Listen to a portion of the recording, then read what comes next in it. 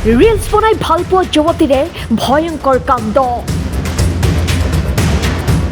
চাৰি লম্পটৰ কামনাৰ বলি ক্ৰিয়েটৰ যুৱতী। উৰে নিশা চাৰি বাহন্তই চলালে নিৰ্যাতন। এই জঘন্য ঘটনা কোনো অন্য ৰাজ্যৰ নহয়। এই ঘটনা সংঘটিত হৈছে বিলাসীপাৰাৰ হাতীপোতা দ্বিতীয় খণ্ড গাঁৱত। ফটোখনত দেখা এই যুৱক কেইজনলৈ ভালদৰে মন কৰক। ইহঁত হেনো কণ্টেণ্ট ক্ৰিয়েটৰ।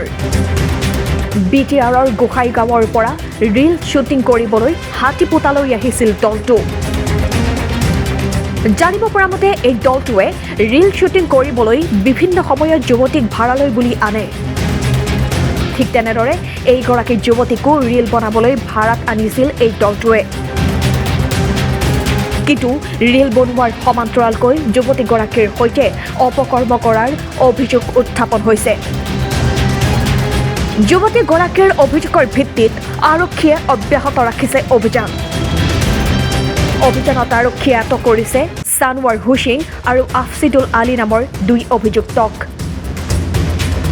আন দুই অভিযুক্ত বৰ্তমানেও পলাতক। পলাতক দুই অভিযুক্তক বিচাৰি আৰক্ষীয়ে অভিযান অব্যাহত ৰাখিছে বুলি জানিব পৰা গৈছে। কিছুমান এই ফেচবুকত কণ্টেণ্ট ক্ৰিয়েটৰ বুলি কয়, ইহঁতে ছোৱালীক ভাড়া লৈ আহে, কণ্টেণ্ট বনায়, ঠিক আছে ভাল কথা, কিন্তু কণ্টেণ্টৰ নামত এইবিলাক মানে ভেকা-ভাওনা কৰে, সমাজত বেয়া মেছেজ, একো মানে ভাল মেছেজৰ কণ্টেণ্টত সিহঁতৰ একো পোৱা নাযায়। ইতিমধ্যে কালি শুনামতে এই চৰ হাতীপোতাত দুজন কণ্টেণ্ট ক্ৰিয়েটৰ ছোৱালী গণধৰ্ষণ হৈছে বুলি আমি গম পাইছোঁ। কিন্তু মই ক'ব খোজোঁ যে এইবিলাক কৰি কি লাভ? আমি যদি সমাজত একো ভাল মেছেজ দিবই নোৱাৰোঁ, তেনেহ'লে এইবিলাক কণ্টেণ্ট ক্ৰিয়েটৰ বনাই কি লাভ? অনুৰোধ কৰিম যে এইবিলাকক মানে বিচাৰি উলিয়াই কঠোৰতকৈ অধিক কঠোৰতম শাস্তি দিবলৈ মই অনুৰোধ জনাইছোঁ। ধন্যবাদ। জয়। বিলাসীপাৰাৰ পৰা আলম হকৰ ৰিপৰ্ট, নেশ্যন এনি।